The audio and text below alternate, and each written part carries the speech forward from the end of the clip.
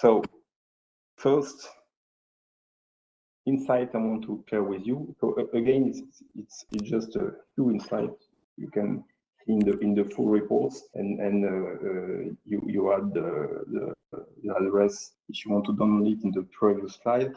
I will just focus on some of them. So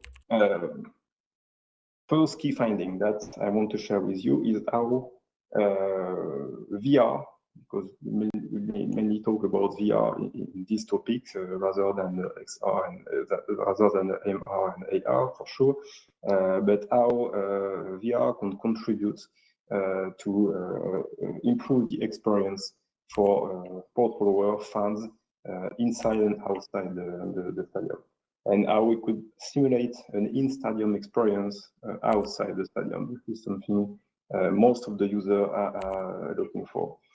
Streaming match live on VR headsets is the first topic that have been answered by the panel, which is, I think, really interesting for our community to consider, because if you look at all the questions that we ask to the audience, you can see that most of them are linked to immersive technology. So the two first ones would be considered to be linked, because the ability to choose different camera angles could be linked to the use of VR. But you can also consider that viewing the match as your favorite player experience is something that could be provided by a VR experience.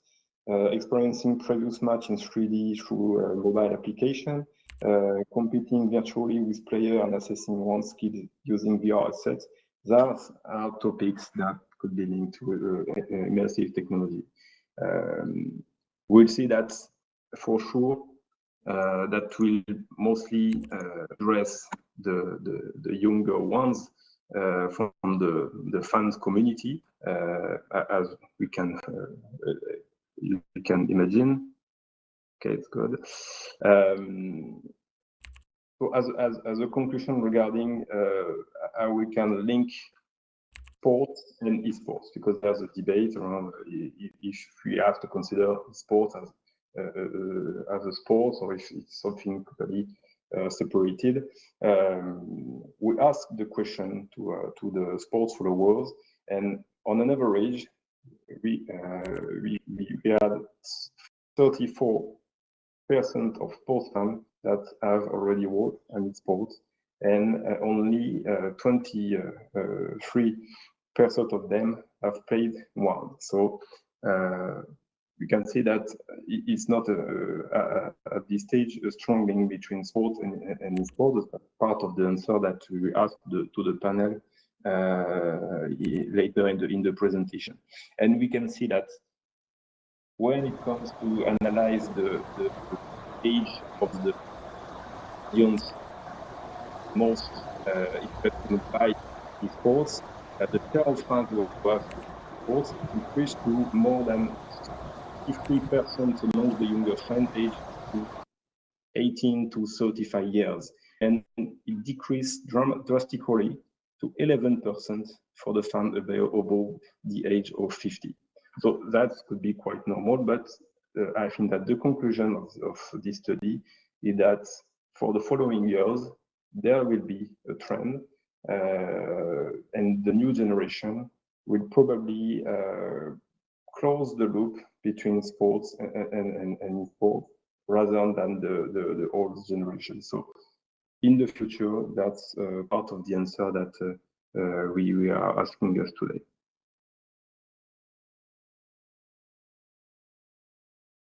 Now we asked the panel on how we could consider emerging technology as a driver for the sport consumption, something that is key for both sport content distributors, but also club managers that are looking to improve their audience and experience for the followers.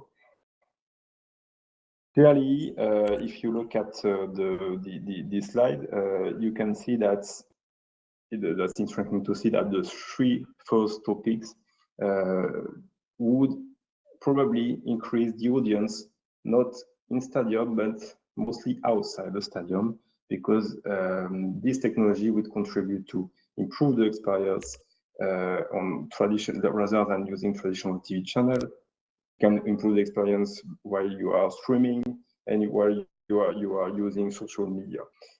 That means that there will be in the future a debate and a fight probably between club managers that would probably improve the in-stadium attendance, which is quite normal because they need to fulfill their stadium to maximize the audience, and sport content distributor that would maximize the audience for outside the stadium streaming of matches. So that's interesting to see that at this stage, it's difficult to see if emerging technology will contribute to improve the in-stadium audience or improve the out stadium audience.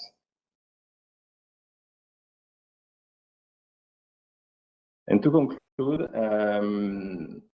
I just wanted to share with you some quotes. We interviewed more than 20 athletes, so you can access all the quotes from the athletes into the full reports.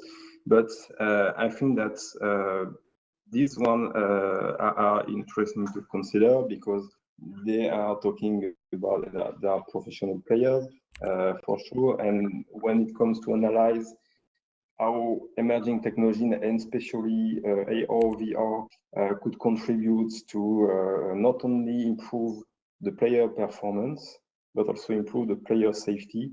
You can see that they are considering that clearly in terms of learning, in terms of analyzing, reviewing the experience after the match.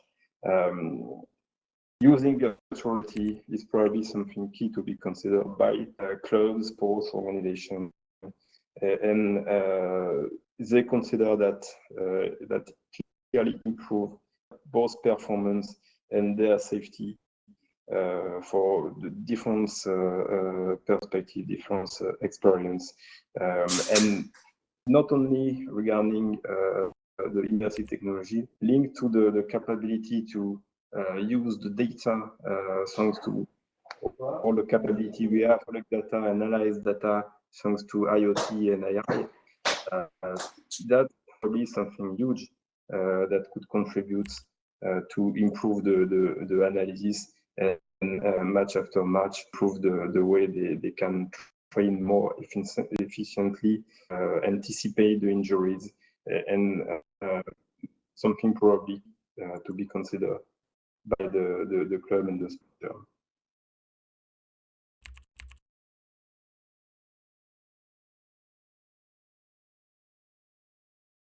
Just before I let the floor to the following keynotes, and as a conclusion, that's the conclusion of the report. In fact, we consider that sports organizations should align themselves in bring capabilities and culture to embrace emerging technologies. That's not a simple thing to do, so they have to do that step by step, but we can see that there's a strong demand for sports for the world and for players.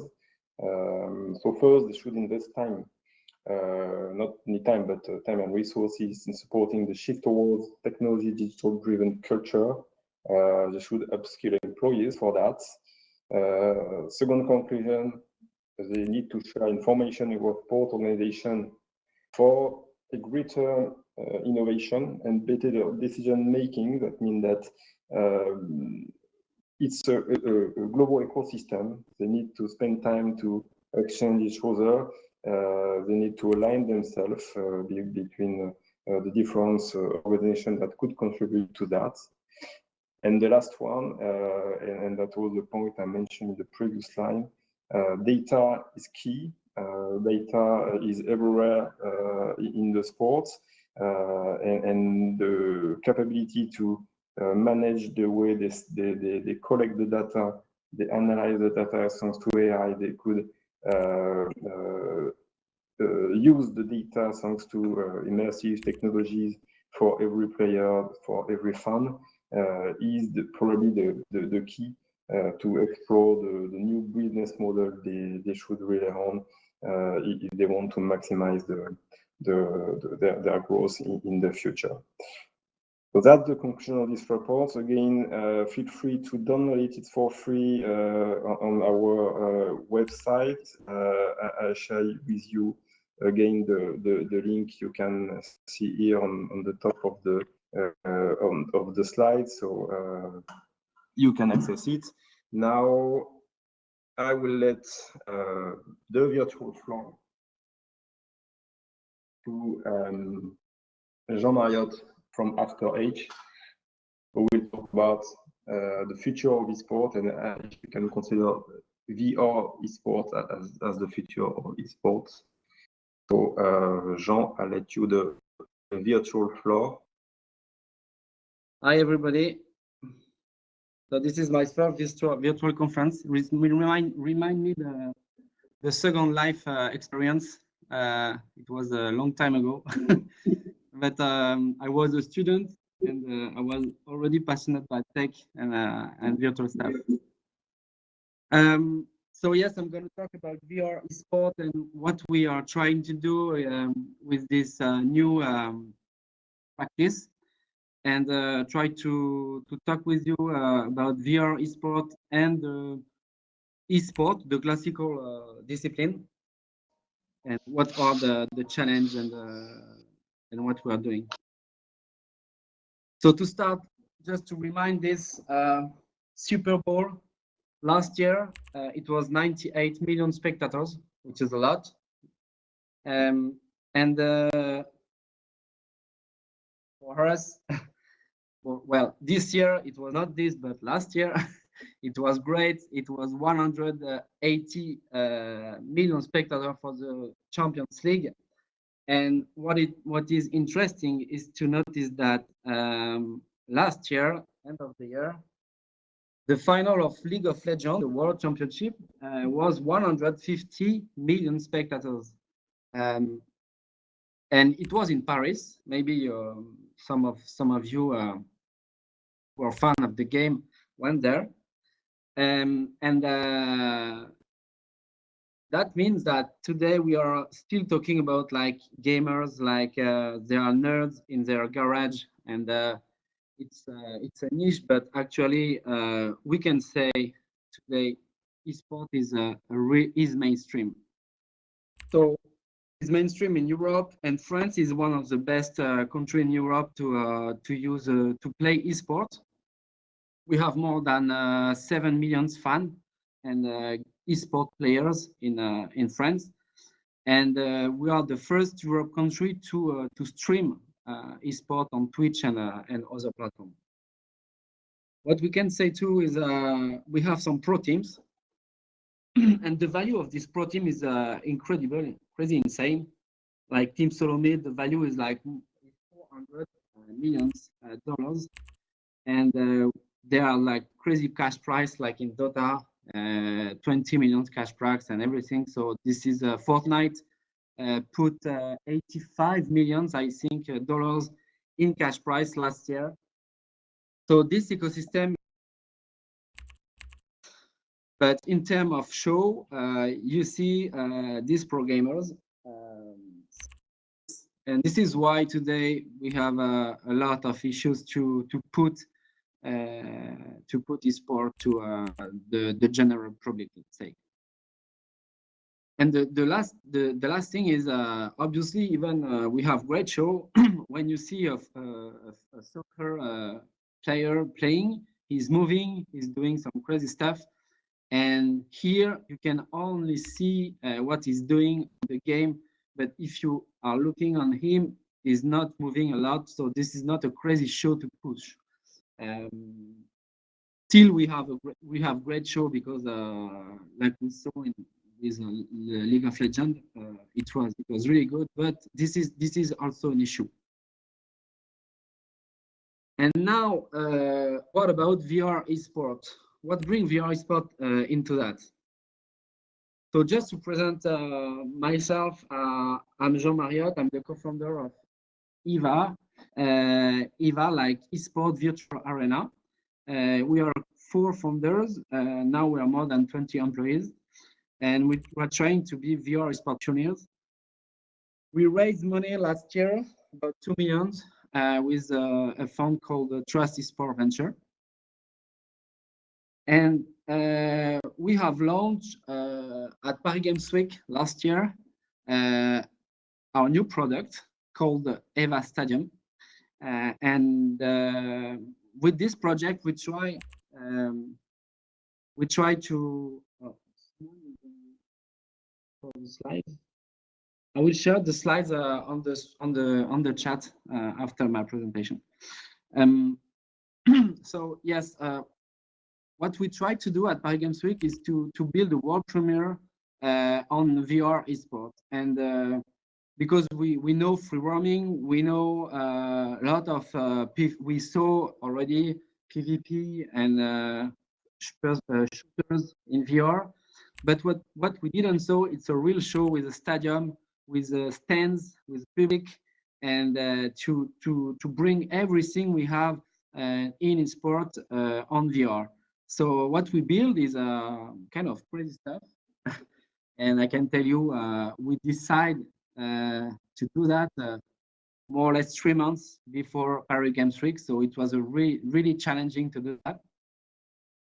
We built more than 1,000 square meter stadium with a 500 square meter playground, and it was I think yes, more than 500 seats in the stands.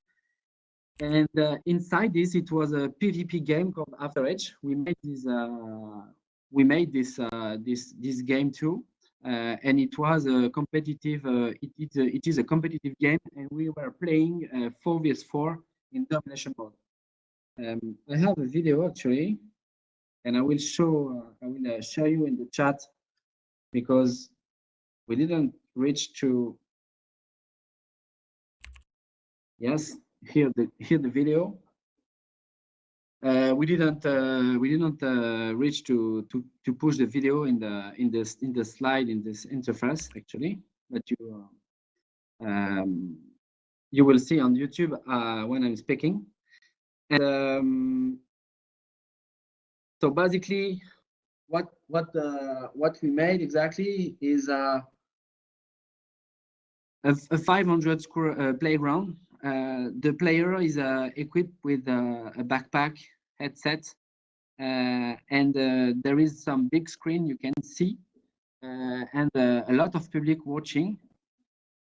We were like the public. We were trying the game, but also we have organized a final, a competition with some pro teams, with the 5,000 cash prize. And it was really interesting to see that even some people, they don't know VR because they went to Paris Games Week, and they went for like classical games most of time. They didn't went for VR, and they were like really impressed about this EVA Stadium. And we were seeing people looking at the games, even they don't know the games, and they were sitting like this and stay on the stands. And it was really interesting to see that this visual, like thanks to VR, we have a really good show to push for the public. And the second point was we saw we reached more than 3,000 people trying the game during the week, but we also saw that some people, not gamers, playing, and they were like really like they had fun, not only eSport gamers. So the game is After Edge. Now it's more than 3 years we're working on it. As an eSport game, we are working. So it's a shooter, obviously, because 80% of people want a shooter, but we are working on the new games, which is not a shooter. So you need to move a lot. It's a tactical game. It's balanced. So we try to build everything we can to get a real eSport game. And so you have the gun, you have the backpack. We also in 3D print put a connect live bar. We have the playground in Windows Mixed Reality. So as you can see, there is some tiles on the ground. It's working more or less like the QR code to know where you are. And we have also the admin staff behind. And what is really important too is that we had a desk with caster, and we were streaming all day long.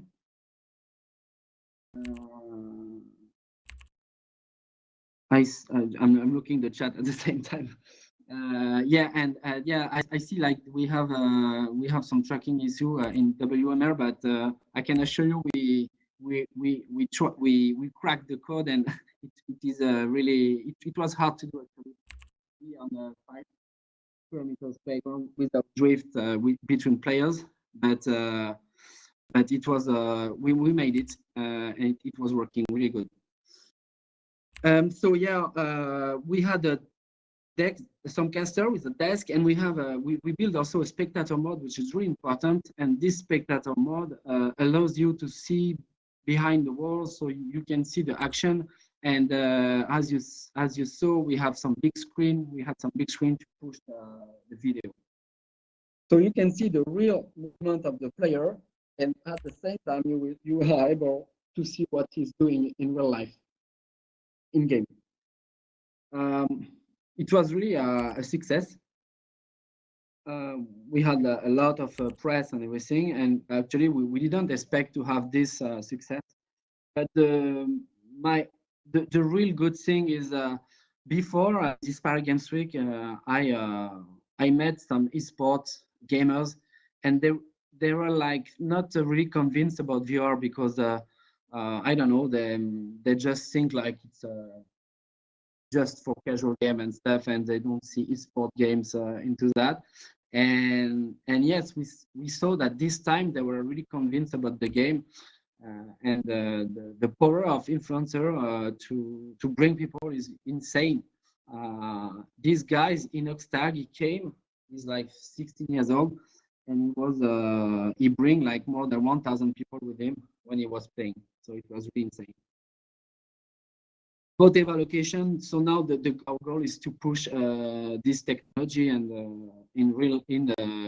some for public in France first. We also have signed in a location in La Réunion, and we will push in Europe and US the concept too. And so yeah, this is what is going to be looks like, not in Paris Games Week, but in the real location. So basically, VR eSport versus eSport. I think the good thing is we can see it's a real sport when we are playing the game. Yeah, I mean, I do 3 games, and I can assure you, you want to have a break after that. And it's really physical. The second point is spectator experience is really insane compared to a classical game, because you can see like the real movement of the players. I think we still have some work to make easier the thing that you see the in-game and the real movement of the player. We still have work on this spectator experience. And the last thing is it's easy to play because when you want to move, you don't need to use the joystick or something. So it's really intuitive because it's like in real life. So we saw some people, not gamers, like playing easily. And the game is easy to play, but obviously it's hard to master. So if you play with like pro, you won't have a good game actually. But this is why it is an eSport game too. And about LBVR, my vision is maybe because we are trying to copy actually all the time the model we have in the old and classical eSport to the VR one. But maybe I'm thinking maybe the stuff is maybe eSport in VR is not like is classical one, and maybe the usage will be more like soccer or urban football. For the French people, they know that. So you train at home with your VR arcade stuff, and you compete in LBVR, and maybe LBVR will be the future and the next VR eSports stadium, and that's it. What we are trying to do with EVA. And I'm really convinced that with this free roaming, with a big area, we have something with a real wow effect. I didn't find in the other experience, especially VR arcade mode, because for eSport gamers, the most important thing is to disrupt the use, and here we have a new use. And I think this is really important if you want to bring VR to the general public. So yeah, we wanted to open the first location in April, but thanks to COVID, we didn't. And I hope this 6th location will open in the next 12 months. And I will be really happy to share with you the metrics we have and yeah, what the EVA story is, how the EVA story is going on. Voila. Thank you so much. And if you have questions, don't hesitate to contact me here in the chat or email, everything you want. Thank you so much. Thank you, Jean. We have some few minutes, so you can ask your question right now if you want. If you have some question or comments to what Jean has presented now, so feel free. You can unmute and ask your question. Hello, Jean. I'd like to know what could be the next business model in eSport in VR, according to you.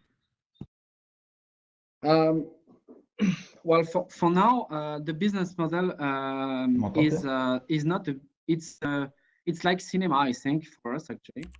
So the business model will be to have some location and to bring people playing, and instead of because most of location-based VR, they are selling some like 1 hour session, 30-minute session. In EVA locations, we will push first a monthly fee, and you will be able to play unlimited. And this is, I think, this is a really interesting model because you have recurring revenues, and we are more close to a fitness location than a one-shot location. And today, location-based VR, they are focused on birthday, bachelor parties, and more or less casual gamers and one-shot players. And here we are really focused on to bring people and to bring them back playing because they want to improve their skills, they want to get rewards, new skins on the game, etc. etc. Thank you. Bruin speaking. If I can say something about the business model, I don't know if you hear me. The business model is in completely two sides. You have the free roaming, like Jean is describing, and to me, it's a little side of the normal room scale experience everybody can get at home. I'm more experimented on the normal room scale competition, and we seen a VR scene with VR League, VR Master League, and etc. making nice show, but we have to continue think about that's not the same business model of the free roaming. Like Jean said, free roaming is an exception for big arcade rooms. So we have to keep in mind this, and Jean is also, to me, forgetting that he provide After Edge on a Steam VR normal build for players to train at home, and after come to VR card to make the real team play and the real competitions. Yeah, it's true. But to my opinion, maybe it's a bit like black and white, but I'm not sure the VR arcade mode will have a real future because everybody in the next years will have VR at home. So I think like if you are talking about location-based VR, I think the big space and free roaming won't be the exception in the future. And yes, I think there is like a real connection between at home and what you can have in location-based VR. Yeah, just to close on this, to me, only free roaming will survive on big arcade location. It's the only thing you can't do at home.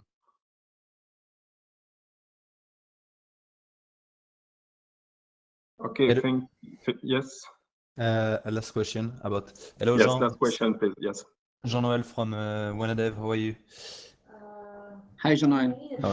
Can hear you? Yes, good. Okay, nice. I just wanted to know, you want that player play the game at home, but they mostly will have autonomous VR headset like Oculus Quest.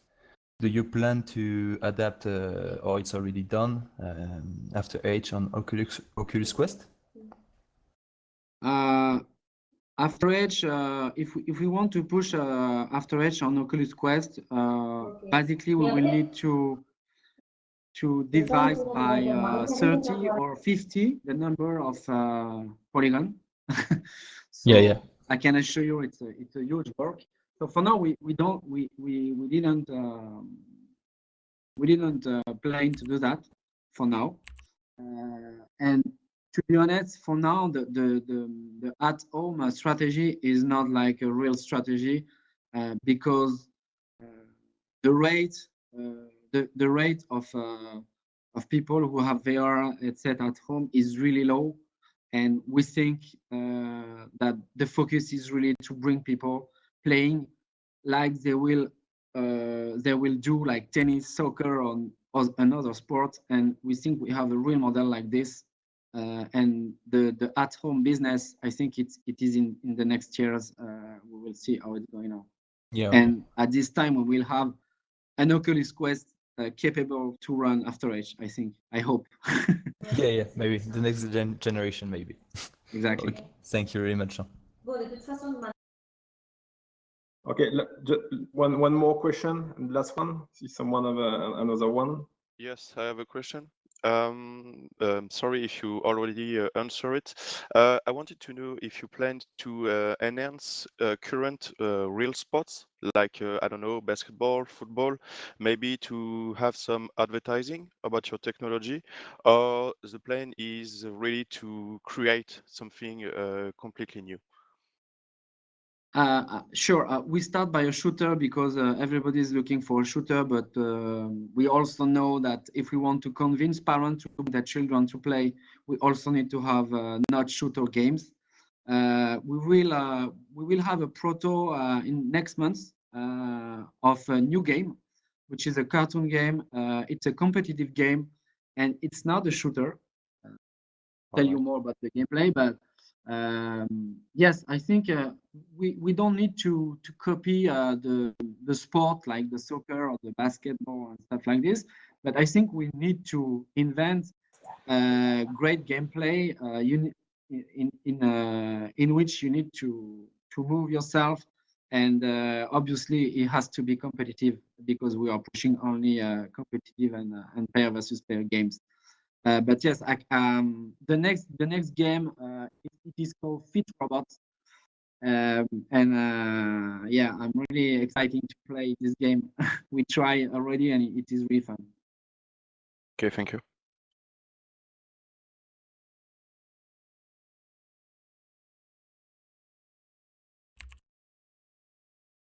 Okay, so thank you. We'll now switch to the next presentation. I don't know if Catherine, you are ready to present right now. Yes. Just a question in the room. Yeah. If Phillip STEINFATT is here from VRNet, we are looking for Phillip. and we can't find it here. Tim, sorry. Philip, are you here? If you're here, you can come on the stage. No? Okay, it's difficult to find the people in the room now. Thank you, Jean. Thank you so much. Thank you, everybody. And Thank don't you so much. hesitate to contact me in a one-to-one if you have questions and everything. And have a good phone conference and stay at home, stay safe. Bye-bye. Thank you. Thank you. Okay, we will continue in 5 minutes with Catherine. If you're okay, Catherine.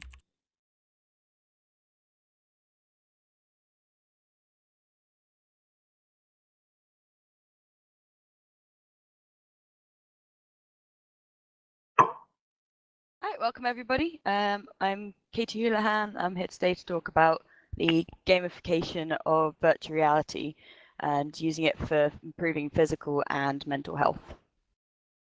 So I'd start with a little bit about myself.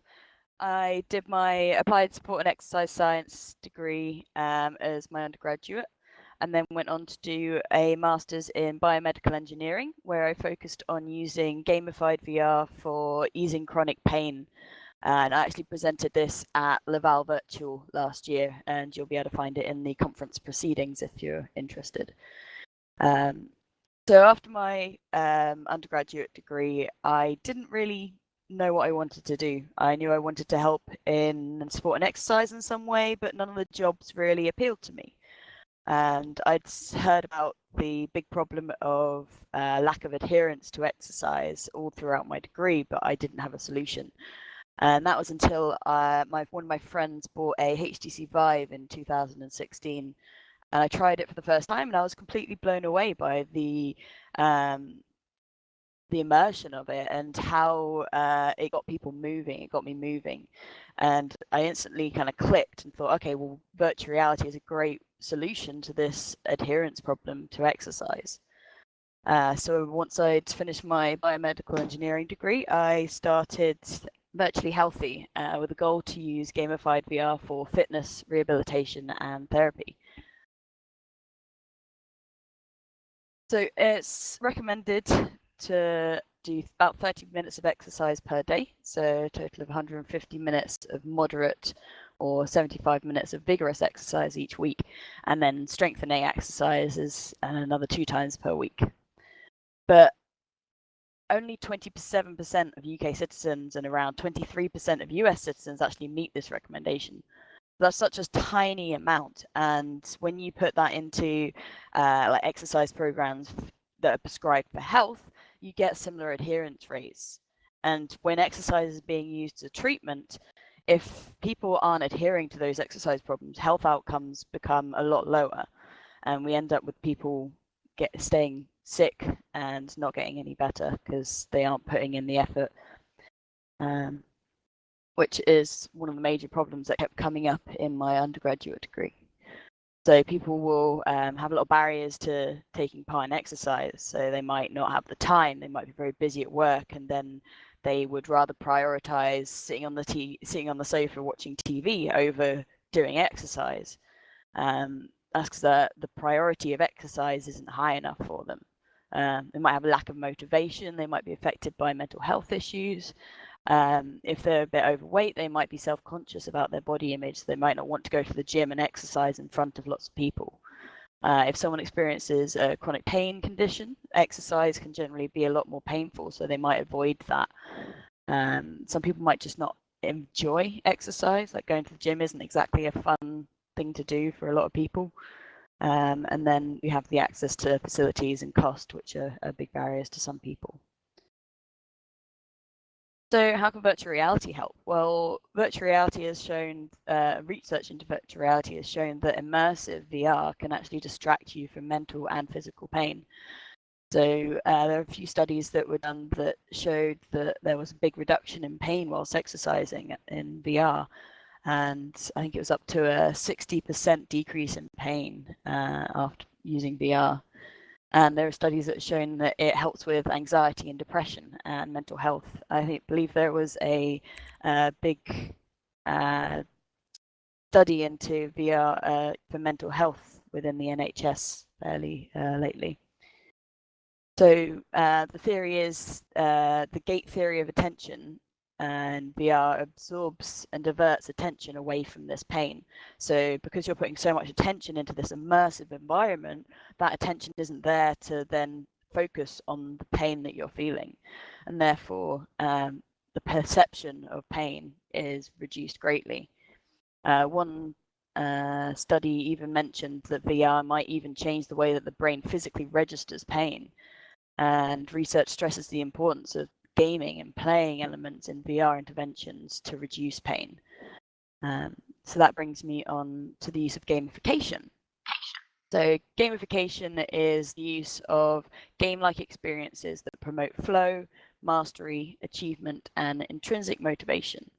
So these encourage participation, they positively influence attitude and behavior towards exercise, and they overall increase participation in exercise by allowing for easy goal setting, progression through elements like feedback, points, badges, levels, all these aspects of games that sort of incentivize you. And then that turns into sort of increased self-efficacy. You feel better about exercising, you feel better about yourself. It reduces pain and improves your attitude towards exercise, so you're more likely to engage in it again. So at Virtually Healthy, we're looking to use gamified VR as a solution to increase adherence to exercise and improve health outcomes. So our first aim is to use current games that are already on the market at the moment to develop holistic VR programs that can help with physical and mental health together. So physical and mental health are usually dealt with as separate issues in the health systems, even though they're very closely linked. So if you have bad mental health, you're more likely to have bad physical health, or it's more likely to deteriorate your physical health.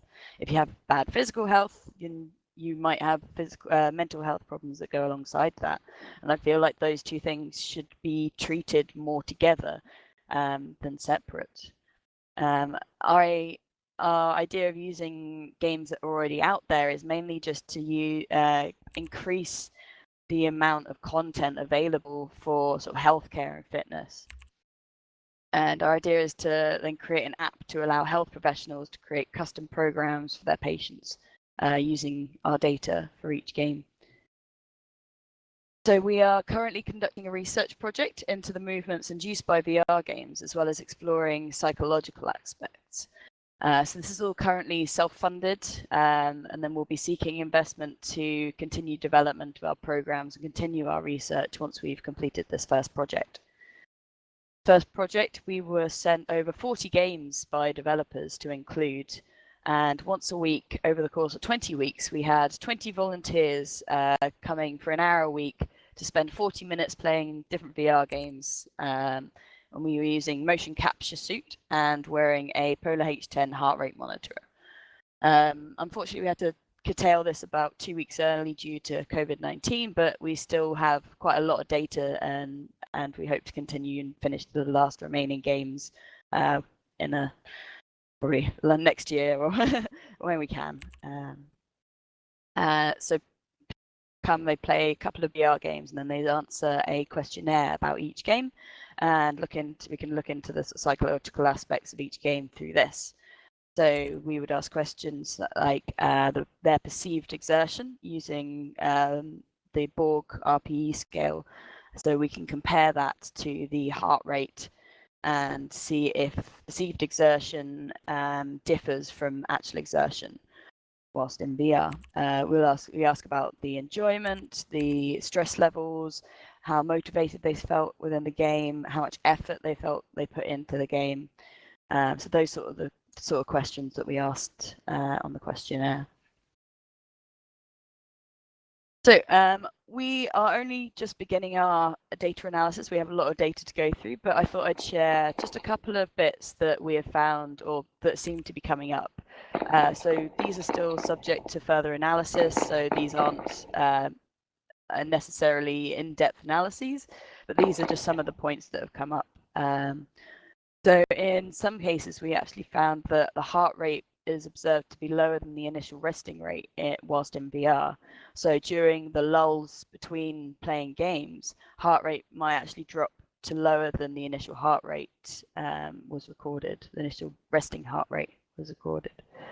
In some cases, the heart rate returns to a lower rate than the initial resting rate after playing in VR. So once they've played in VR, they sit down again, their heart rate returns to a lower level than they initially were resting at.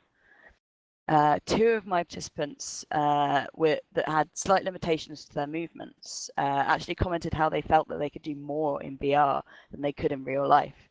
One participant who had restricted range of motion in their left elbow, so they couldn't extend properly, but they felt that they could actually extend further than they could in real life whilst they were playing VR games. So that really goes to show how it can help with things like range of motion. Another participant had tremor in his hand, and he felt like he could actually engage more with that hand in VR than in real life, which was quite an interesting thing to see. So in many cases, the perceived exertion appeared to be lower than actual exertion. So this shows how sort of VR can kind of distract you from that pain, or that just generally exercising can distract you from that, the negative effects of that. So here are just a few references that I've used throughout this presentation, a few of the studies that I've been looking at. And thank you very much for listening. If you have any questions, I'd love to hear them. You can find me on social media, and you can have a look at our Facebook community, Virtually Healthy community, for discussions on this sort of topic. And yeah, thank you very much. Any questions?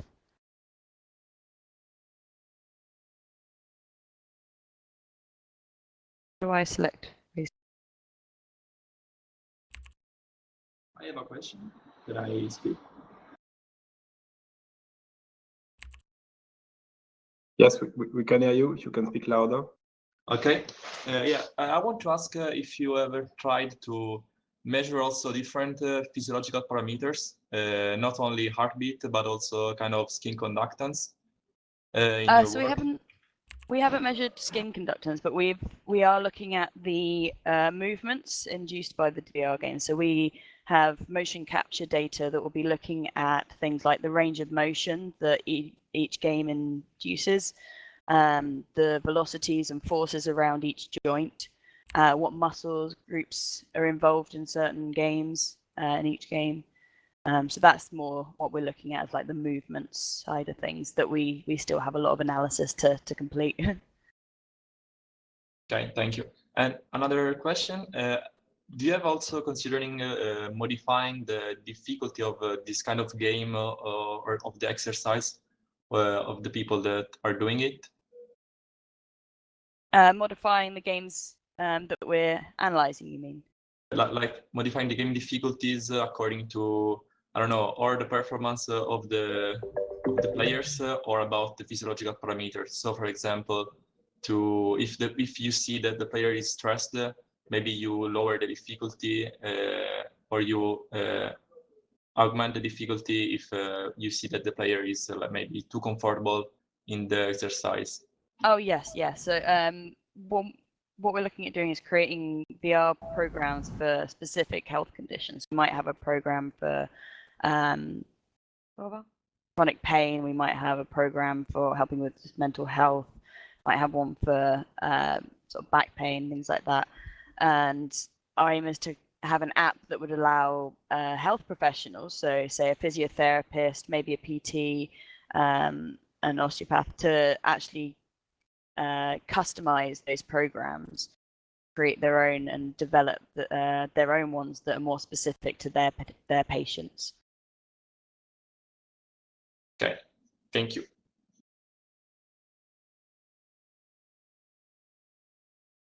Is there another question?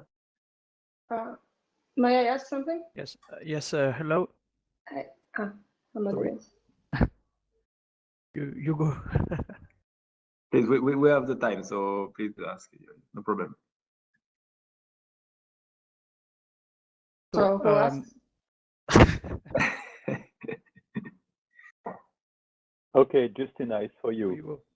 Okay, thanks. Thanks, Katie, for this talk. I missed the very beginning, but I understand, if I remember correctly, you work with fibromyalgia patients, right? So that was what I did my study on whilst I was at Okay. university. Okay. At the moment, we're looking at creating VR programs for a wide range of health conditions, Okay. including things like chronic pain. Because I also work with fibromyalgia patients, and I find it very challenging because each patient reacts in a very different way, and it's very difficult for me to find the patterns, what works and what doesn't. And I'm curious whether you have the similar experience that some patients cannot handle VR very well at all because of the light or too much stimulation, and some others love it. So did you experience anything like this? So our participants that we've worked with at the moment were mainly all able-bodied, just so that we can analyze the movements. But I definitely experienced different people reacted to different games in different ways. Some people got quite motion sick in a couple of the games. Others found it fine. There were definitely different variances between participants. I haven't come across many people that reacted like too badly, apart from the motion sickness so far. But I haven't been working with patient groups just yet. So our aim is to develop these programs using able-bodied participants, and then we'll be testing using patient groups once we've developed our programs. Okay, thank you. And just one more thing. 40 minutes seems for me a lot in VR, especially for patients. How did you decide that this will be the time? So we had an hour's session per participant. I wanted to make it so that it was a decent amount worth, so they could get like an exercise session out of it.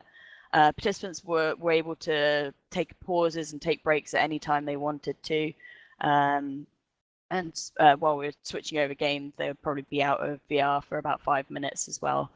The main issue was just having enough time to actually get like an exercise session in. Okay, thank you. Okay, so hello. I'm sorry. I have a question. The question is, it's similarly with the end. Do we have a result limit the non-stop use time? So we're still analyzing our results at the moment. So we've only just finished our data collection, so we've got a lot of data to go through still. So that will take us a few months, and then we hope to release a paper about the general aspects of it, and then develop our app and our programs using the motion.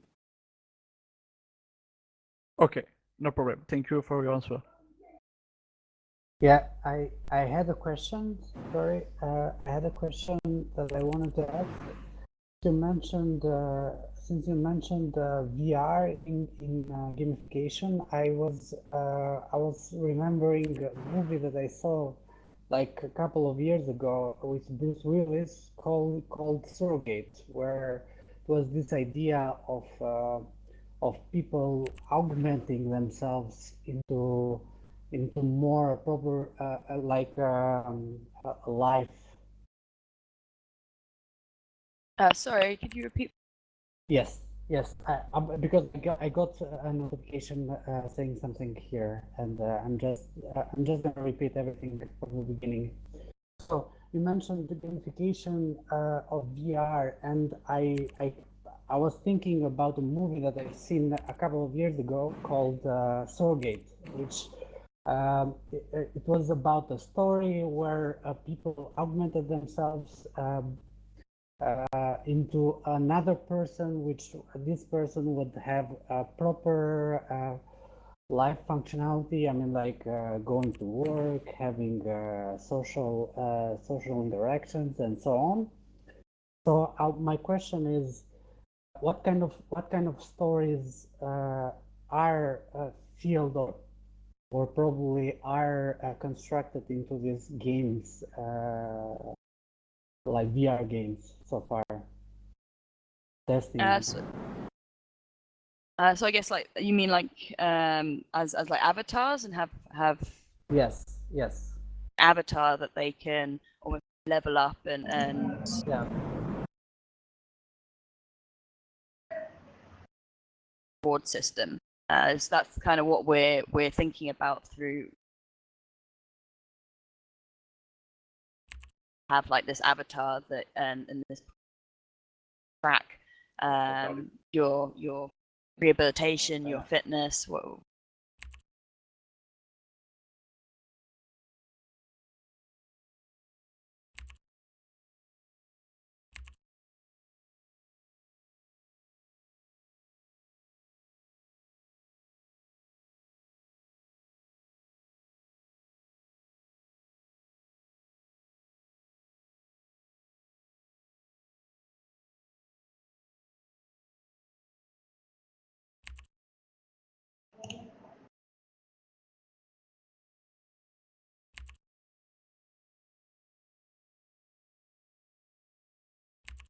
Do you have a question?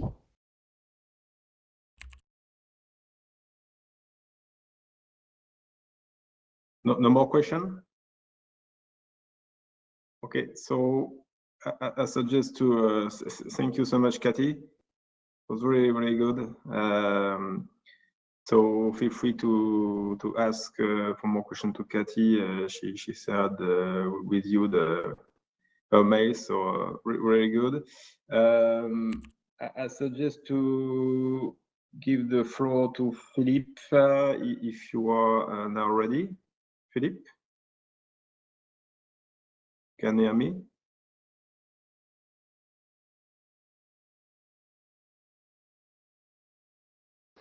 So, now, good morning. Bonjour les tous und guten Morgen aus Kiel. Hinter mir sollte sorry, now I'm changing to English.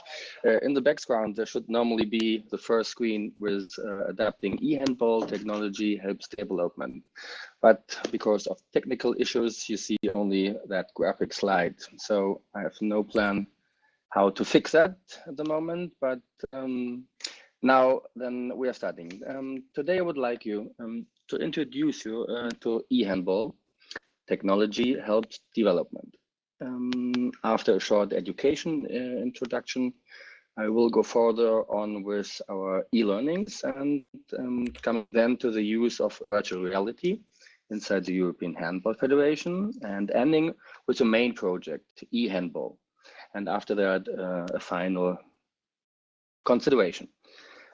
Education plays a crucial role in the development of any sport.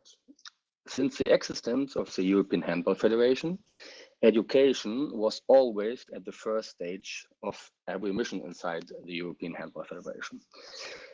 Every member federation represent and stand for a different kind of national and European handball know-how.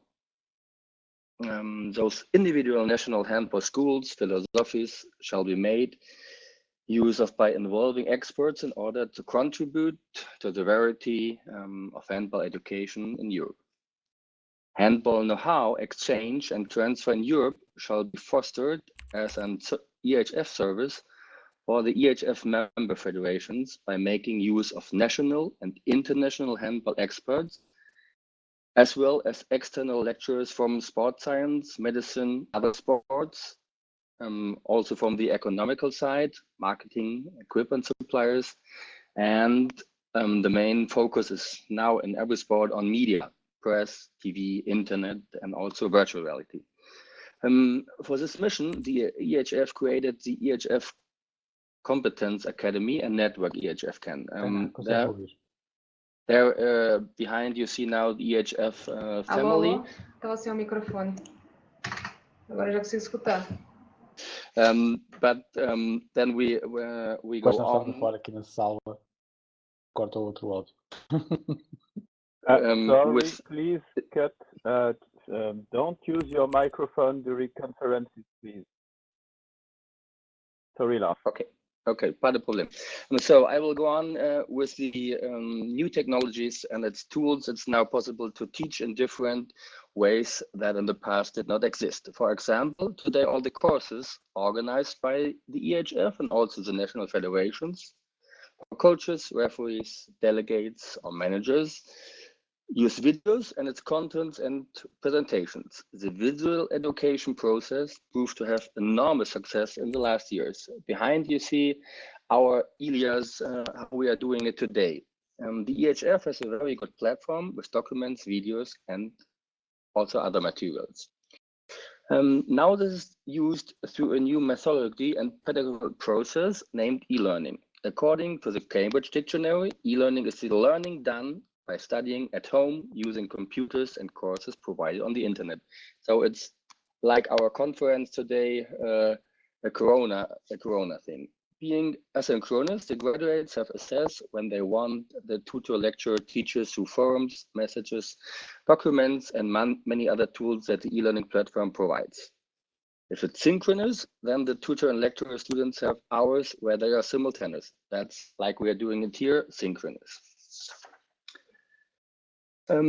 For our stakeholders, referees, delegates, coaches, and in-house employees, we have our Ilias learning tool, as you see it behind, to present them the weekly updated news, learning units, coaching clinics, and stuff for the new season. With this learning management system, also the use of VR content is possible. Now we are coming to the VR thing. For coaches, we are dealing with the XPS network. It is the essential coaching platform focusing on the key elements of planning, analysis, and communication. This platform will work together with Tactics 3D, a French company, a software for coaches and players for football, soccer, US, football, rugby, handball, basketball. Together with Sideline, it will get a collaborative virtual reality solution for any sports, for coaches, players, and oh, sorry, there I forgot the slides. There we have the XPS network, and there we have the Tactic 3D, and they will work together then on a 3D solution.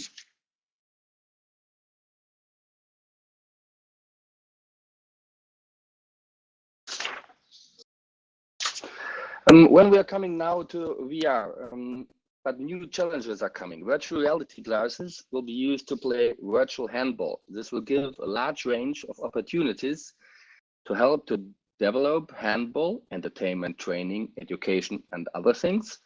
Focusing in education, VR glasses will help coaches to see as their players see and then correct them, but also to teach coaches to see better everything that happens during practice and games. Also, eSports is a future challenge to handball, not only to promote the original game, and as we have seen in FIFA 2019, but also as an education tool, because they will help coaches and referees and also players to understand better all the components of the game. So there is the virtual reality big issue. As we come shortly to our VR game approach, I will introduce some other sports that are a bit ahead or others with a different approach as well, as you can see in the background. That's for soccer, or the Americans have with driver, the sports section, or QBSIM from sports VTS. And the last one, which is interesting for us, is RepsVR, also for American football. They have a similar approach to us, but there's also a thing from the NBA. It's the home court thing, and that's going viral in the moment, that the NBA and all basketball players can be supported through home court. That's what's missing in handball. Now it's time for our approach. As you can see in the background, there's the handball arena.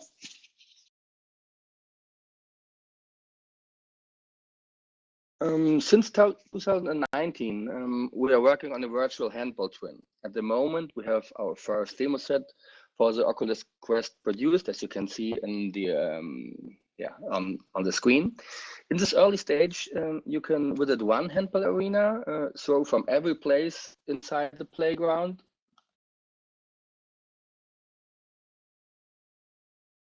and dribble with the ball as we do in handball, and use a small mini game, as you can see here, to throw as many 7 meters of the goal, and the goals are then counted. All actions like throwing and dribbling have been tested by several handball players, and they told us it feels like reality. So when you dribble the ball, you think you touch the ball with the Oculus controller, or also with only your hand. And the next development step, there are 2 different game modes included: single player against computer, like 7 meter situation goalie, and the 7 meter situation on the player side. And then you play against the computer. A simple scoring system, obey the call, all kinds of ball physics. So like throwing short passes or throwing long passes, all this will be included as on the ball physics. User interface that it can be used from elsewhere, and handball like in-hall sound system. There have the Rhein-Neckar-Löwen from Mannheim. They have done a special sound arena with the hall, and so this will be adapted. And the follow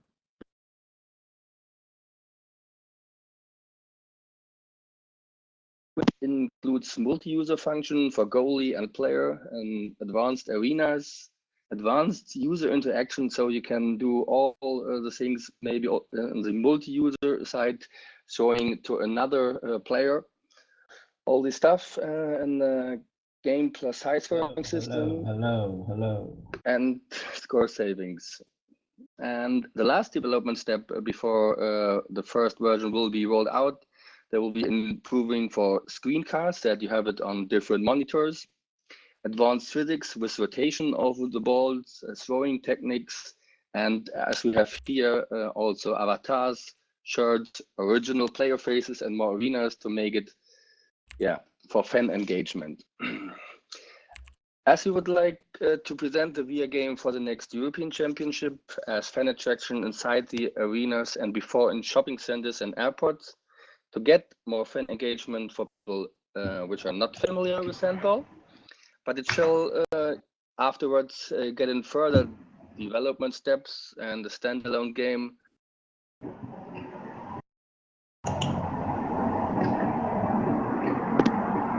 Where a girl in Paris can play against the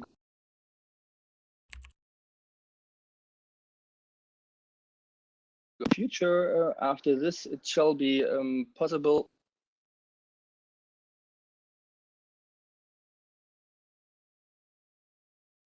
Hello?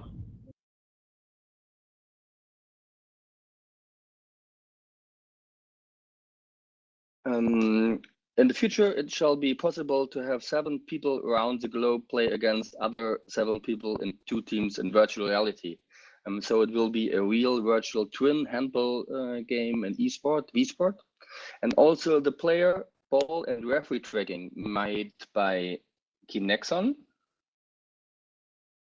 Here you see the fan engagement, and here is now Kinexon, shall be available in the game to start at a point and change each track game with Kinexon data. So every game which is created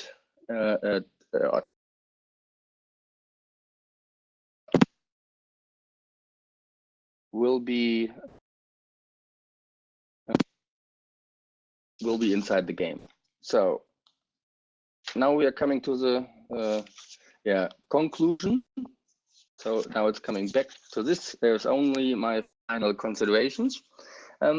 Technology is developing and in many directions. Today we have a lot of technology tools at our disposal that can help us to develop handball in the direction we want. We think that definitely education is one area where handball will continue to use technology, e-learning and virtual environments. In the present and also in the future will continue to be developed. E-learning as we had in the last years, and VR as we have started since 2019 inside the EHF, to help the education program of coaches, referees, and delegates, also for fan engagement, as mentioned. But technology will also continue to be very useful to help coaching during training sessions and games.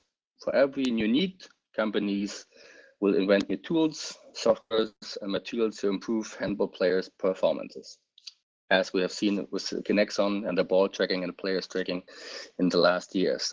We also believe that handball is an e-sport and will help to promote all the sport persons as players, coaches, officials, referees, and fans.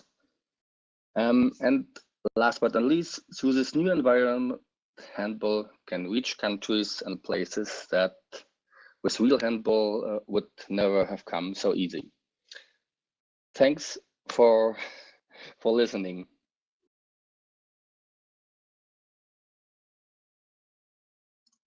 Thanks so much, Lars. Really interesting to get your point of view. If there's any question or comments in the audience? Yeah, we are sorry. We have a problem with the screen, Lars. I think nobody can see your slide because it was in a private cloud. So perfect. So the other solution, as we tested the last days, where I could upload all the files, was not working as I entered the stage, and also I overtook the stage and couldn't do as I have done before. And this was the fallback solution I had. And I tested the fallback solutions also 2 days ago, and it worked on the screen.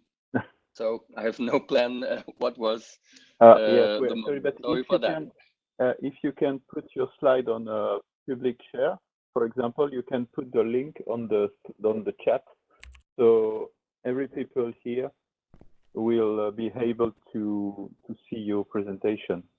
Okay, if it's okay. Okay, that I'm going to do in the next seconds, and I will make it public on the chat. And okay. Are there any questions? That was, I think, but you only listen to me, so it's hard to see what I was talking about. Sorry for that. Okay, so I suggest to start the panel. I think we'll see if Xavier or Philippe could join during the session. So we prepared some questions regarding the different topics we address during this presentation, especially on the convergence of sports, eSports, and VSports. Now, I think we will have time, so feel free to ask your question, as I mentioned, into the public chat. And if we have time, we will answer them as well.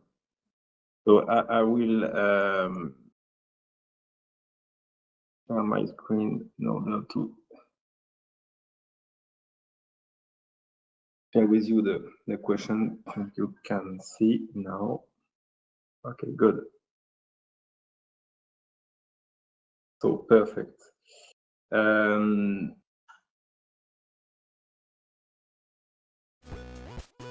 Okay, so if you can stop dancing, it would be great. Okay, good. We will start with the first question regarding what virtual reality could bring to the different domain sports, eSports we've seen before, and how it could bring more than traditional method. What benefits could we expect for VR in such domain? So I don't know who want to start answering this question. Lars, Katie. That past gaming is kind of thought to be this kind of VR, is you're actually up and moving.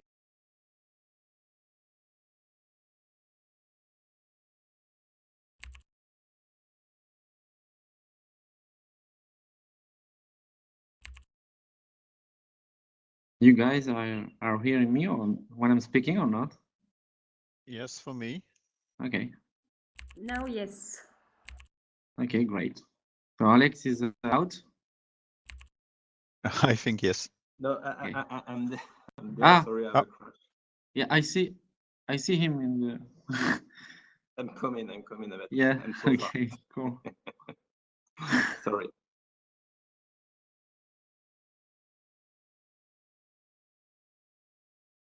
Sorry. So I missed the last minute, so I don't know who answered the question. Nobody. Okay. Okay. So I want to start answering. So the first question was like, what brings VR to a more traditional? Yeah. What VR brings to your domain, to your respective domain, rather than using traditional method, and what benefits you could expect from VR? But from our side, from Eva, speaking. First is intuitiveness, because we saw that VR is more intuitive than a classical game, and so we can make tries on people who are not gamers, and this is really important. And the second point is the physical expense, especially when we are talking about free roaming. It's really easier to get the parental approval. It's like you said to parents, your kid is going to play Fortnite, but it's going to be a real sport. So yeah, this is the key point we have. For virtually healthy, I think immersion of VR, more immersive, the more they are distracted from the exertion that they. I'm not hearing you, Katie. Yeah. Not hear me? I'm the only one. Yeah, I think we can hear you really good. Can you hear me now? Yes. Okay. I think for virtually healthy, it's mostly about the immersion of VR. So the more immersed someone is, the less they feel pain, and the more distracted they are from the physical exertion that they're doing. And I think that's a really big thing when you're trying to deal with physical health, especially in people that might have some mental health issues, and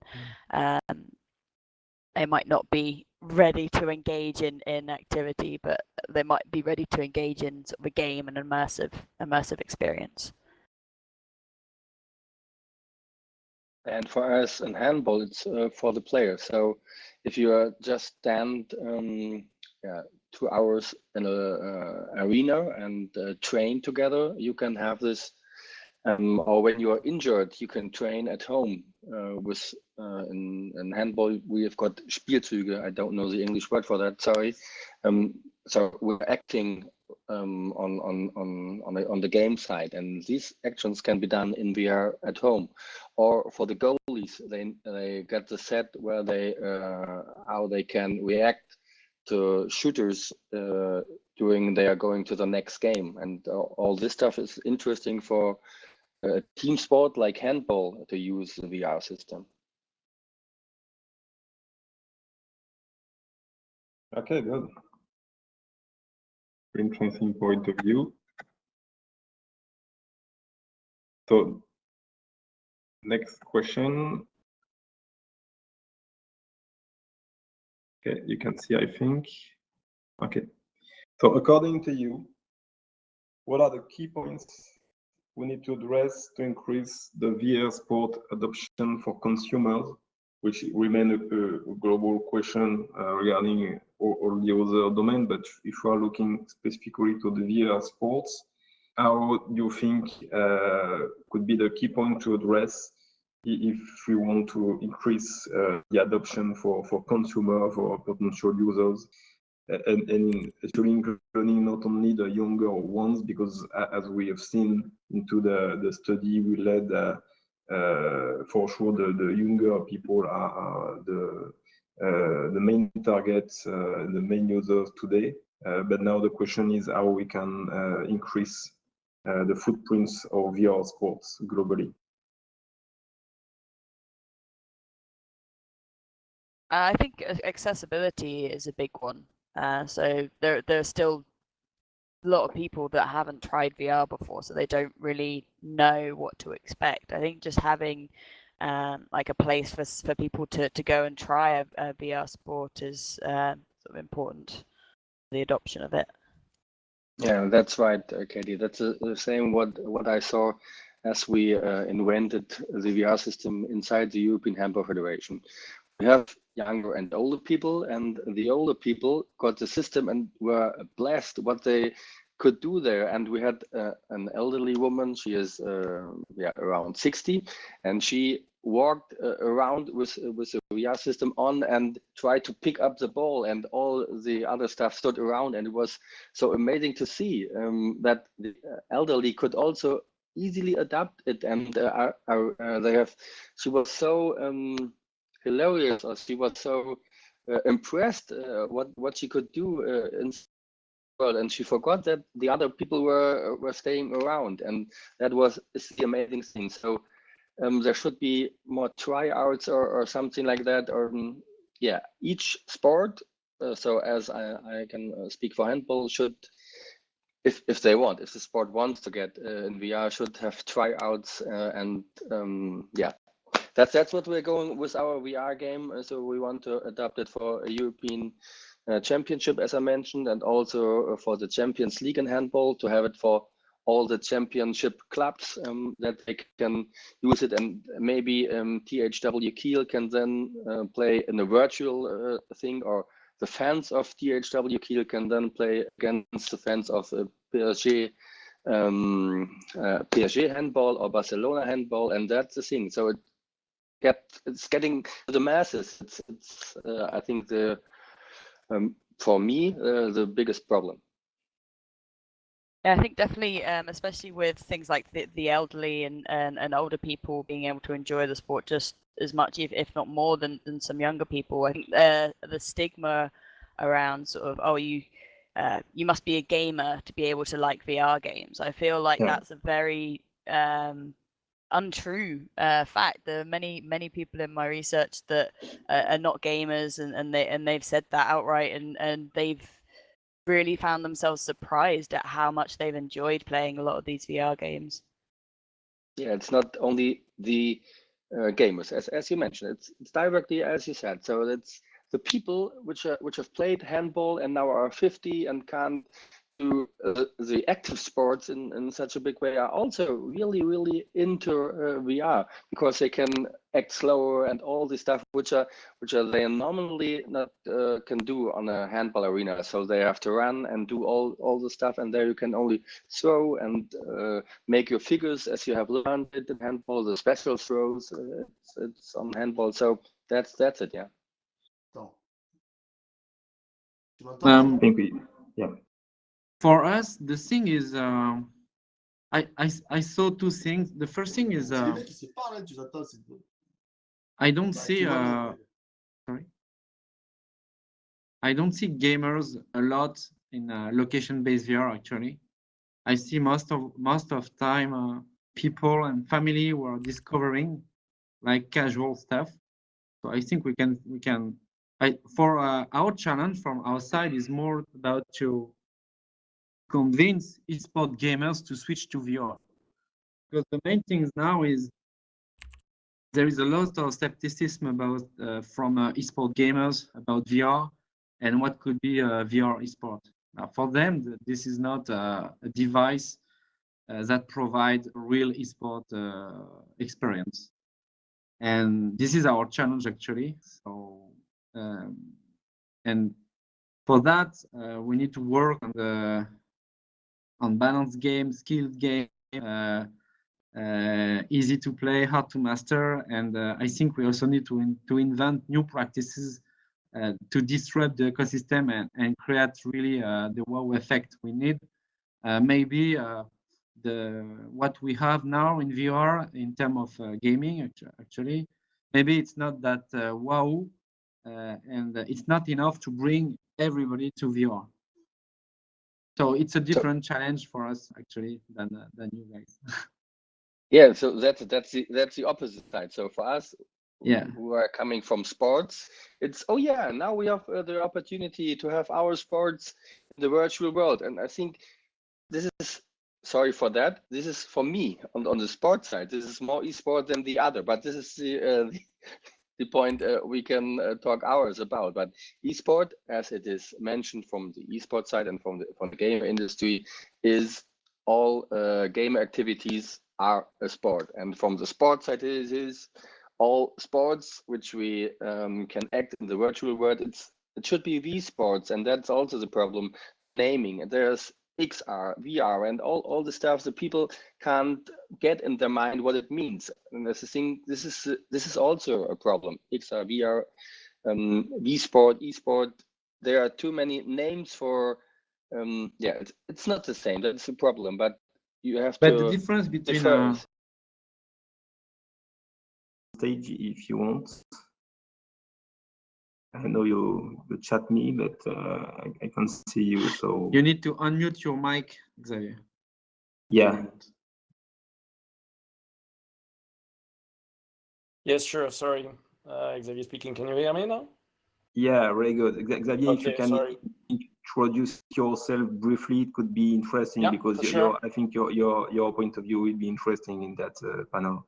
Yeah, so my name is Xavier OSWALD. I'm one of the co-owner of OG eSports. OG eSports being one of the top eSports organization in the world. We are on in eSports, there are 3 main games, League of Legends, Dota 2, and Counter-Strike. And we are the best team and best organization ever on Dota 2. And we have a top team on Counter-Strike. Our main partner is Red Bull. So we compete all around the world on different competition. And yeah, thanks for having me. And yeah, I would be happy to debate and talk about eSports, V-sports, sports, everything. I'm trying to get on stage, but I don't know how to do this. You click on the stage. Yeah, you just point to the stage and then click, and I think you can get on it. Trying, but meanwhile, oh yeah, I mean, okay. Okay, I have a question for you, Xavier. I'm sorry? I have a question for you, Xavier. Only one? Yeah. Do you believe in VR eSport as you manage like some pro team? Do you think soon you will have some VR eSport pro team, or do you think it is not for now?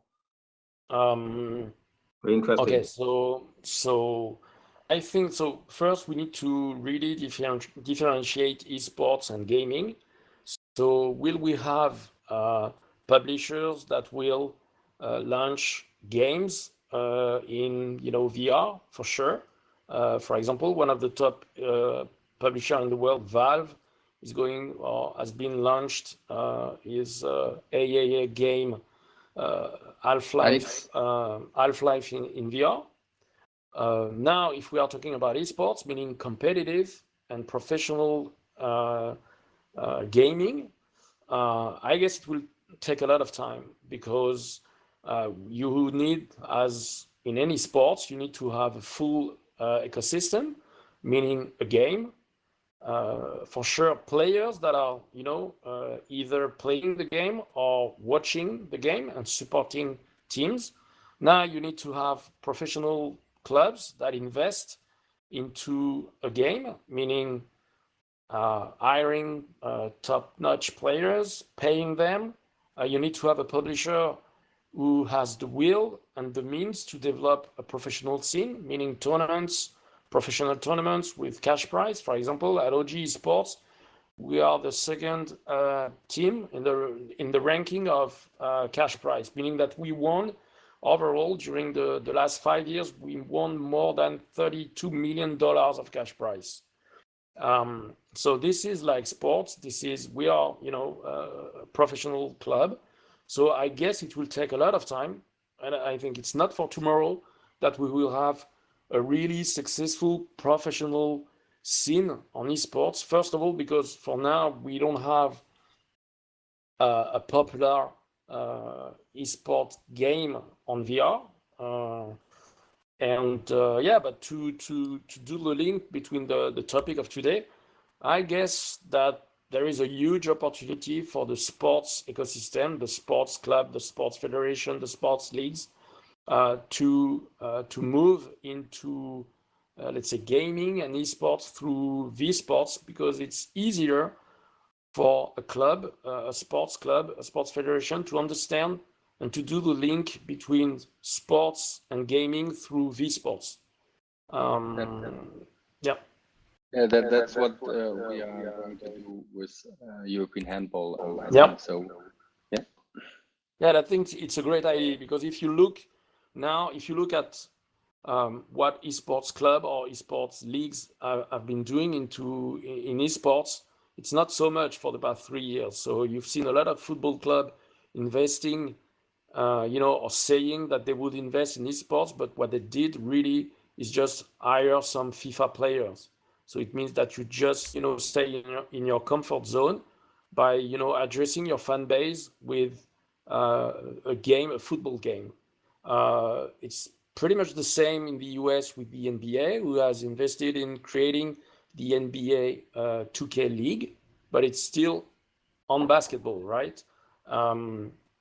So it's hard to, only a few clubs in esports have been investing in, let's say, real esports game or real popular esports game like Dota 2, Counter-Strike, or League of Legends. For example, in France, there is the PSG. You also have in Germany, you have Schalke 04. Schalke 04, that's that. You have only a few clubs that really have invested into esports. So I guess it makes sense, and there is a real opportunity for sports to maybe it will be easier for them to go into gaming through virtual games, VR games, because then you have this, physical dimension, an aspect that you cannot find in esports. It doesn't mean that our players are not athletes, because I really consider our professionals as athletes, because they train. There is this huge mental work that is being doing. They train together, they practice, they perform together. In that way, it's a real sports. But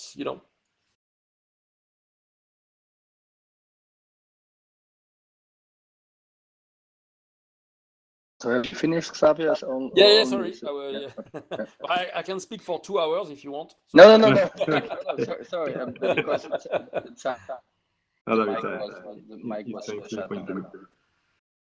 I think, I don't know if we have an echo. Yeah, it's me. I'm going to mute myself when I don't speak. Okay, good. Thank you. Okay, we have some questions into the public chat, so feel free to add more, but I think there's one for you, Katie. So question from Emmanuel. Emmanuel asks if headsets that are pretty uncomfortable to handle during physical activity seems to be comfortable. So how you can address this issue when you are wearing such headset wearable and enjoying your sports session? So it's definitely a room for improvement, and I think that headsets that come out in the future are definitely going to look at this a lot more and hopefully improve on these. But then again, I didn't have too many complaints about the discomfort of the headset. The main thing was when I was using the HTC Vive, people were a bit wary about the wire, but that could be solved by just using the wireless adapter. Unfortunately, I didn't have that one. I was quite surprised that some people actually found the Oculus Quest more comfortable than the Vive, because they felt it a bit better. The main thing I used was the silicone cover on the Oculus Quest to sort of stop any sweat from getting into the headset, and made it easy to sort of wipe down from that. But yeah, it's definitely something that could be addressed in future headset design. I feel that that's probably something that developers would focus on. As for sort of heat and up, there are wipes you can get to wipe the lenses to stop them from misting up, and if it's fitted properly, it should sort of combat the misting. There are fans you can get to attach to the headset to cool you as you're playing, which I think would be quite effective, especially in VSports, eSports. Those are the main. Yeah, agreed. You're right, and we're waiting for the next generation. We'll see. As we can see, if you want to have a mainstream adoption of such technologies, we need to train, we need to use, we need to put the user in situation. There's an interesting question regarding that fact, where we can experiment sports in VR today, everywhere. So how we can try, where we can try.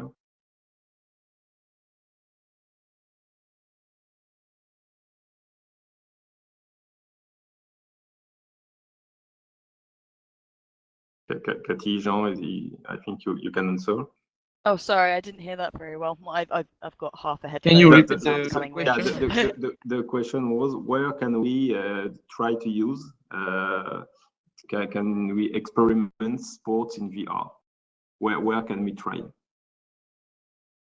I guess just through the games and through the VSports that are out there. I think the VR arcades is a good place once the COVID-19 crisis is sort of calmed down a bit. Sure. But I guess there's quite a limitation of being able to try it out apart from that, due to sets I think, yeah, from our side, this is in a free roaming location, especially when you will move and have physical expense. So we can talk about real sport integrated in a game, and then we have a few games you can play at home that you will move quite a lot, and you can consider it's a real sport too. Okay, good. Coming back to our question, the question that is displayed on the screen. Do you think that regarding the rising of eSport and VSports, do you think that you can consider that it is a threat for young people that will be pulled away from traditional sports?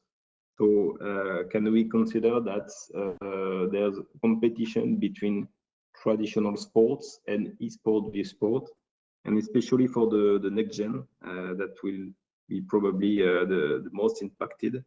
What are your point of view regarding that fact? Maybe I can first answer, Xavier. Yes. So if you look at what's been going on for the past, let's say, 2 or 3 years, we've been seeing a real growth in viewership and into the gaming industry, also into eSports. The second thing that we've seen is a huge shift of budget from non-endemic brands investing a lot into eSports. So if I just name some, big brands that have invested, Mercedes-Benz, SAP, Red Bull, telcos for sure, car industry, BMW just announced a huge partnerships into eSports. So we've seen a real insurance company in the US like State Farm, for example, or Geico in the US also. So a lot of budget has been invested into eSports. And for sure, when you talk to executives of big brands or marketing managers, it's just a question of where I put my money in, where do I invest? And if I want to invest into eSports, I need to get my budget somewhere. So I need to take it from, other investments. And for sure, sports is in direct competition with esports, and esports is in direct competition with sports when you look at marketing budget. That's one of the reasons, for sure, why so many sports clubs invested into eSport or said that they would invest into eSport, just doing FIFA, which is not enough for sure to convince the brand, because when you invest into eSports and staying on football, you just invest into a minor eSports game. No one is watching FIFA competition, the football game competition. So for sure. Xavier, yes. may I can interrupt you and sure. Show you the other side. So for us as handball, we are in Europe the second or third team sport organization. There's soccer, there's basketball, and then there's handball, and the difference between each country, where handball is second or where basketball is second. So I've got really bad interferences, so now they have gone, and so it is when we see the how can I say that, we see the raising of eSport and all companies going to eSport, but what are the revenues these companies get from eSport? And they are only the numbers which can be read there. We will see future what eSport is bringing the company. So it's only a hype, and that we have to wait on, or it is we are going to this direction, and that I'm sure you said that as the soccer clubs are only going into EA or FIFA soccer, so that's too less. I'm totally agree with that. But we have to come all sports have to come in the virtual world or in the gaming world. That's what we have. I was born 75, and I'm totally in with all soccer games and with all basketball games and all American football games and ice hockey games. So that I'm totally in because I was born 75, and now we've got the younger generations which have been familiar with esports, and when it can be the future that all sports get down, and esports is the new sports. And that's okay. That's the time. So, sorry for interrupting you, Xavier. No, please. No, the one of the main reasons why brands, and by the way also media, are so interested into esports is that because, for example, at OG we have 80% of our fan base who is split, let's say, who is under 30 years old. And when you look at sports viewership ratings, what you can see is that I saw the number last month. So the average age of a television viewer of golf, is 65 years old. Average age on NBA is 45 years old. NFL is 51. On TV. And just to finish on this, and the average age in esports is less than 30, and that's why so many brands and media are interested into esports, and that's why they are investing. And I agree with you. For now, esports is a niche and gets less reach than any sports, but the engagement rate, the way you consume esports, is very interesting for all the brands.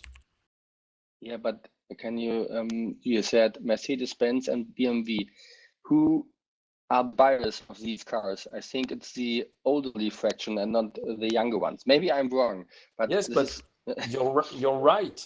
But look at what happened with LVMH. Louis Vuitton sponsored the World of Legend final in Paris last December. So you can say, what? Louis Vuitton is investing into esports? What's going on? It's expensive. Okay, but it's the Chinese and Asian markets with young people that spend money into luxury, so it fits with the audience. And back to what you were saying, for BMW, Audi, Mercedes-Benz, Honda, Toyota, Renault, every car company is investing into esports.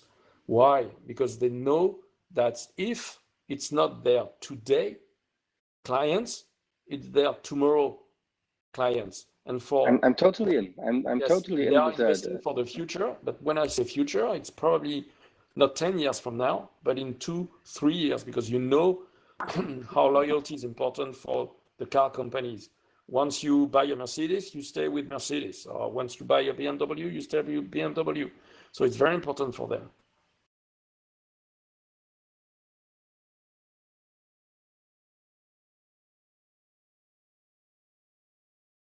Okay, good. Interesting to introduce these debates. And to link it with today's debate with virtual, virtual sport or virtual reality in sports, I think everyone understands that to have this new activity, to have this new ecosystem, you need to have a lot of industries involved. You need to have the publisher, you need to have the game, you need to have the players, the fans, the teams, the partners, the media, the sponsors. It's like, it's like a sports and esports, and it took esports maybe 5 years to go from being something with a huge community but very engaged but small, to something getting bigger and bigger. And so that's why I really don't believe that there is the virtual sports or virtual esports will be coming from the esports traditional ecosystem, but will be coming from sports. I think this is a good example. Lars from the handball is very interested in this. So once again, this is a link between gaming and sports. I'm thinking the opposite, Xavier, actually. I'm sorry? I'm thinking the opposite, actually, I think. Because when we were at Paris Games Week, the big question when we put the EVA Stadium was, or the eSport gamer will like the concept and everything. And we thought that I saw a lot of skepticism about VR eSport from classical eSport gamers from when we start the project. And at Paris Games Week, I really saw a really enthusiasm from eSport gamers and even pro teams when they saw the show we could make with this kind of concept. And I think we don't need. I think maybe it will came from both of. From real sport and from eSport, and maybe there is no sense to maybe say it will come from eSport ecosystem. I think VR eSport will take from sport what it is cool, and it will take also from eSport everything that works, means the streaming, the Twitch ecosystem, the audience online, and like this to bring VR eSport maybe on stage. Maybe quicker than eSport because we know that it is working now with eSports, so there is no reason. If people have headset at home and if they are like convinced about VR globally, I think it could be quick. Yeah, no, but I'm not saying that it's not cool and it's not spectacular and that there is no market or interest on this. I just said that to bring a real, big thing, to become a big thing, it will require a lot of investment. For example, for sure. in eSports, aside of the publishers, no one is making money. No one is making money. Organizer of tournament organizer are not making money. Esports club, very few are making money. OG, we are making money, but we are very few in the world to make money. Players for sure are making money because they are paid to perform. So this is not a steady, mature ecosystem. And what we've seen currently with the current crisis, it will take a lot of time to recover from, you know, having physical events, physical tournaments, physical sport events. So yeah, it will take a lot of time and it will require a lot of investment. So well, the good news is that the GAFA forget is injecting money like crazy, like Facebook, in what? Facebook, Google, and yeah, but all of them, investing in they what? are injecting money to create content and to create some like league and everything, because they know they need this to exist. Yeah, but for now they have not invested into esports. Yes, So, they are. Like Oculus, they spend millions. No, but it's millions. not esports. It's not esports. Yeah, yeah, it's VR League with ESL, No, and but, Oculus okay, paid everything. Okay, but it's dead. I mean, it's that been maybe invested, but I've never heard about something that has been made around it, and I've never seen, you know, big viewership on that kind of competition. And so No, I don't say they have the audience. Yeah. I said they are injecting money to bring.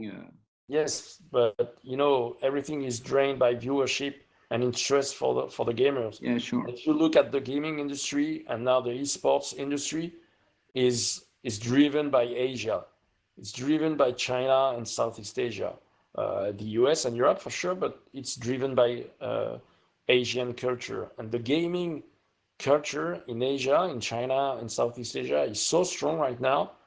And the viewership and the money that is investing right now by the streaming Chinese platform, so big that it's starting to stabilize the esports scene.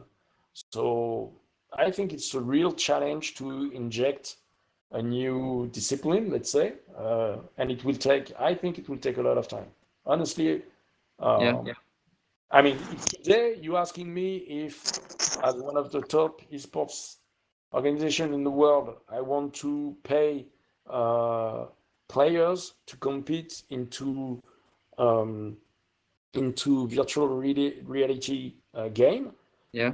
The first thing I will ask is money to my actual partners, Red Bull, SteelSeries, to see if I can finance it.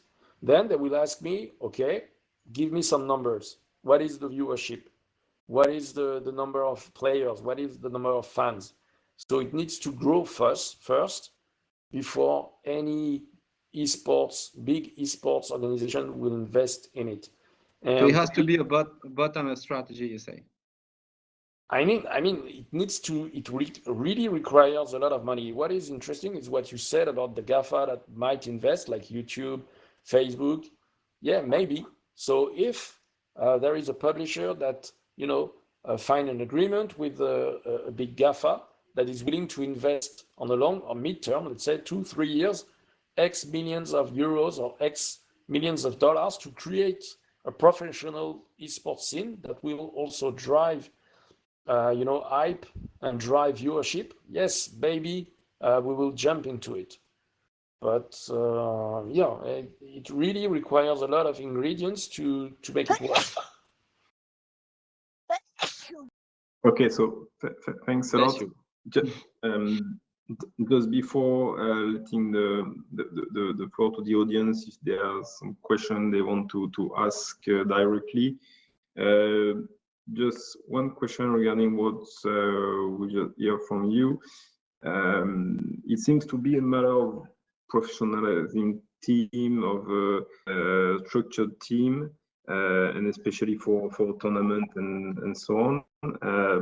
Do you think that that could be also something that could be played into tournament for non-professional team for just entertainment purpose, and not only for to earn money and to get sponsorship and so on? So is there a place for the non-professional player to access to some tournament? As we can see into the traditional sports, in many sports there's a lot of activity for non-professional player. And they can access to organized tournament everywhere. Will it be the case for esports or esports? or is it only a matter of professionalism and the way to get cash to the teams?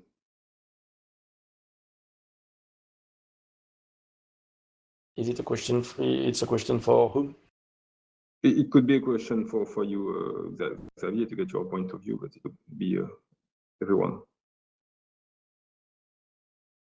But you can answer, Xavier, if you have a point of view. Sorry, I have to deal with my son. Welcome to the lockdown life. Just 1 minute, please. Okay.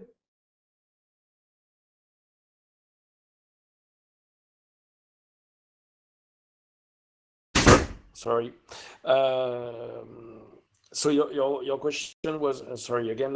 What are the ingredients to have a professional? Yeah, is it only a matter of professional team, structured team, or is it possible to access some tournament with non-professional team just for entertainment purpose?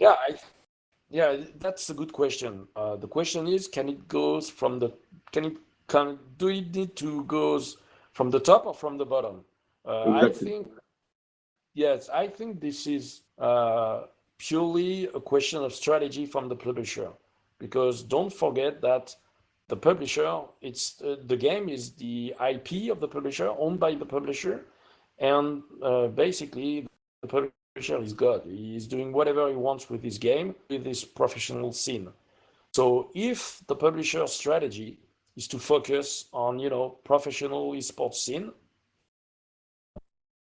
then he knows the recipe. He knows what he has to do in investing in, doing some stuff with an organizer, maybe promoting his game to big esports organization in the world, maybe having sharing revenue and everything. If the strategy is more oriented of grassroots, then I guess it's a complete different strategy. And you can have, by the way, you can have a great gaming industry or a great game that is not an esport. For example, you see, I don't know, let's take an example like Minecraft. It's a great game, which is not at all esports. And there is an ecosystem. There is a lot of people playing Minecraft, doing some great stuff with Minecraft. It's not esports. So I don't know, maybe we can ask what the other guys are thinking, but the publisher decides what he wants to do, what is his strategy. And if you look at esports, the Epic for Fortnite game, the strategy of Epic, it's completely different when you look at esports from Riot or Valve or League of Legends or Dota 2 or Counter-Strike. So it really depends on the strategy of the publisher. Okay, good.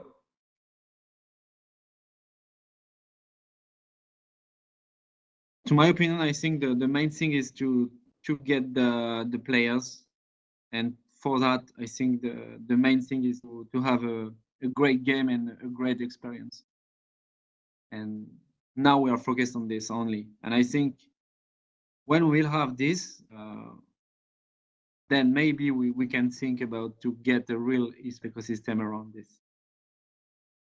Yeah, I totally agree with this. To have a successful esports, you need to have a successful game. Look at what happened with the Overwatch League on the game Overwatch. So Blizzard, Activision Blizzard, the main publisher in the world, just launched a new game, Overwatch, 3 years ago. And they, at the same time, they've created the Overwatch League, an international esports league. And the results today is that because the game is not so played anymore, no one cares about the Overwatch League. If you have a successful game, why Dota 2, League of Legends, or Counter-Strike are also the main esports game today is because there are a lot of people playing the game. There are a lot of fans, so they can identify themselves with the pro. They can follow their teams, but at the end of the day, they're just playing the game. So I totally agree with you. You need like to soccer. have the best Everybody's playing soccer in the world, and so everybody is following the world. Exactly. So you need to have a popular game, a great product, do a great game, and then naturally it will follow if there is a will from the publisher to develop the professional esports scene to do it.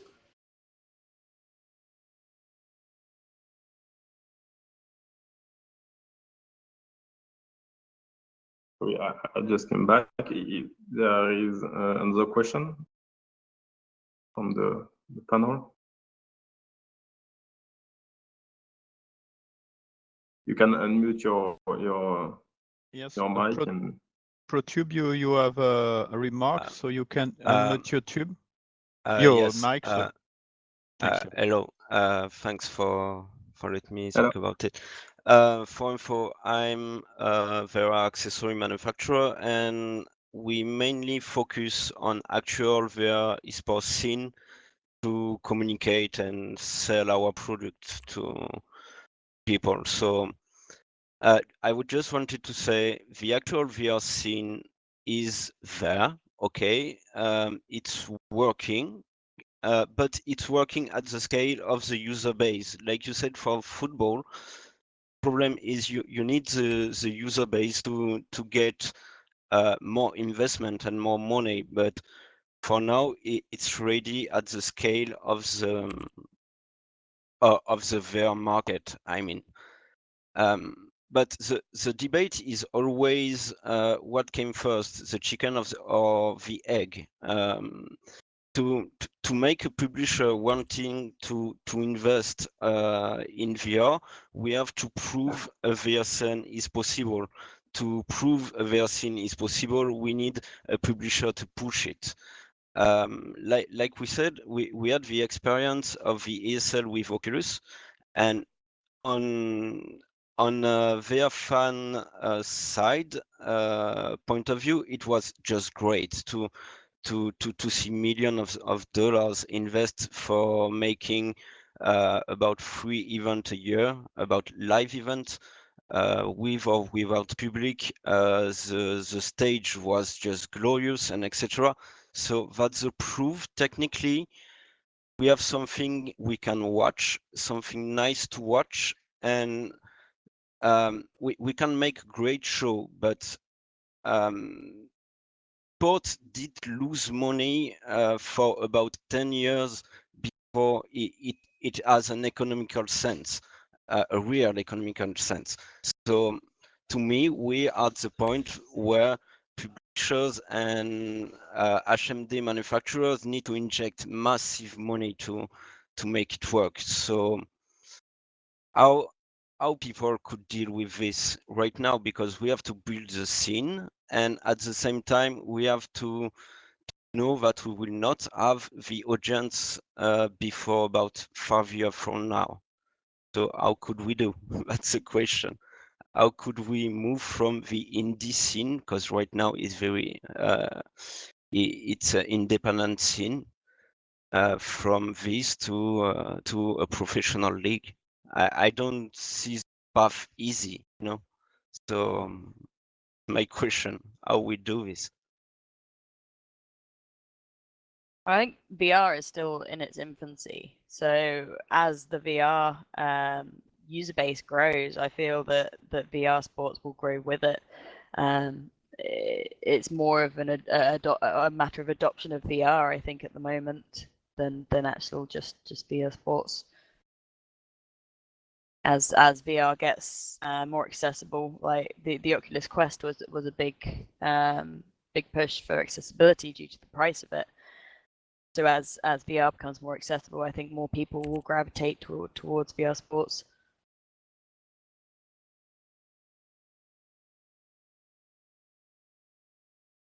Another point I wanted to make is you could make an esport on any game around. You just put money on the table, a big cash prize, and you will see people trying hard to make tournaments and think to win the cash prize.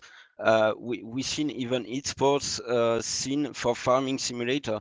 So that just a financial point, and of course a base we need more users, but we need also more people putting huge money in this to interest people on the sports side. Yeah, that's what I was saying, that everything comes from the publisher. And you were saying, you know, you have an esports scene on Farming Simulator, but actually you have an esports scene on Farming Simulator because you have a lot of players. So it's not only about, you know, pushing into it and giving big cash prize. If you don't have players, if you don't have audience, then you can do, you know, one shot event. You know, you invest money, you have a great one event, but no one cares, no one is watching, so no one is putting money into. You don't have audience, you don't have viewership, you don't have money coming from the brands.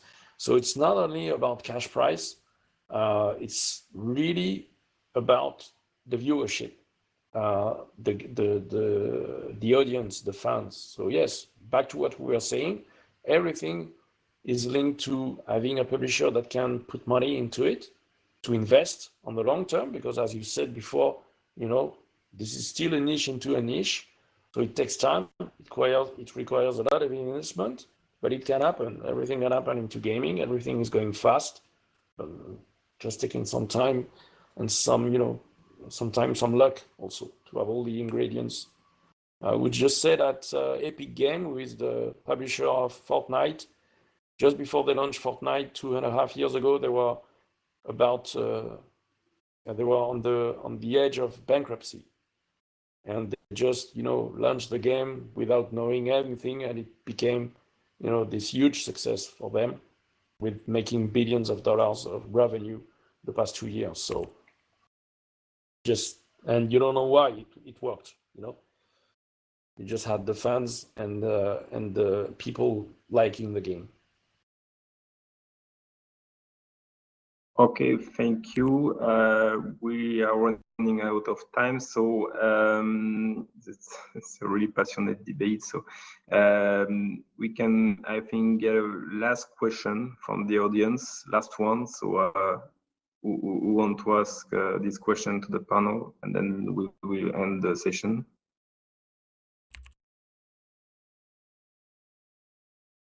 Stage open? Okay. Okay, perfect. So, sorry, just a quick one, and this is probably more to Xavier. So just to give some context, I've been involved within the VR esports scene since basically it started with the VR League. I actually played in 2 VR World Finals, retired to manage a VR specific team, and then did commentary for the 3rd season of the VR League. So I've been kind of involved in it from the ground up. So what's kind of, I guess, as a bit of a learning from that has been that each major event has kind of gathered around about close to on average about 1 million views total. So there has been interesting viewership, but that is relative to the amount of money that was pumped into it by Oculus. So it's something that we haven't seen since the season 3 finals. We have seen other events like WCG pop up, which happened in obviously in China. They had the VR World Finals over there. So we've had some interesting stuff pop up, but I think the point you've mentioned about publishers is probably the most important point at this moment in time for VR esports, is that there isn't a single publisher with a competitive title that has put the amount of time, effort, and consideration that a lot of the actual like traditional 2D esports have. So like you can't compare any existing VR developer, both either in their size or their understanding of the esports space, to basically build the scene out in the way that you're talking about there. So that's something that is kind of a learning from our side of things over the last couple of years. And I guess the question is there anything that you've kind of gathered from your journey through how esports has grown traditionally, and in terms of kind of getting better getting publishers to engage more effectively? Because obviously I'm obviously consider it that the publishers that would be able to do some of these things they can't be indies. Like a one person dev for a competitive VR game isn't going to be able to put together a decent structure around an esports scene. But some larger ones like Ready at Dawn for Echo Arena, Onward, which is a first person shooter for VR, one of the most popular ones for the esports scene, are. So I guess kind of any questions about what your experience has been trying to get publishers to engage as much as possible? Yeah. Quite long question, but make short answers, please. Yeah. Sorry. I'm gonna speed up the answer. It's a real tough question because the relationship between organizers, teams, and publishers are really complicated because there is not the same interests around the table. A publisher wants to make money, the more money from his game. It's his IP, and he wants to make a lot of money. Esports used to be a marketing tool for the publisher, and now it has become a business unit. So there is always this fight, this struggle between the publisher and the team, is how I can get a little piece of the cake, knowing that the publisher are making all the money. So to answer your question, and that's what from the beginning I'm saying, that everything comes from the publisher. And for example, I won't, because it's not that I don't care. It's not in my interest or in my short-term interest, and it's not my job to convince a publisher to develop a VR game or to develop a VR scene. Except the only exception is that if I have a big brand coming to me and say, I want to put this amount of money and I want to have OG on VR and a VR game, then I can go to the publisher. But honestly, I don't think it will happen. So it's really complicated, honestly. That's why from the beginning I'm saying that it needs to come from a publisher. It's the other way around. We as a team, we don't push the games. We just look at what the publisher are doing, look at what our fans are saying, looking at what our fans are playing as a game, and then we can invest if there is an esports scene, if all the conditions are present, meaning stable esports scene, strong publisher, ecosystem, media, everything, like any esports, by the way.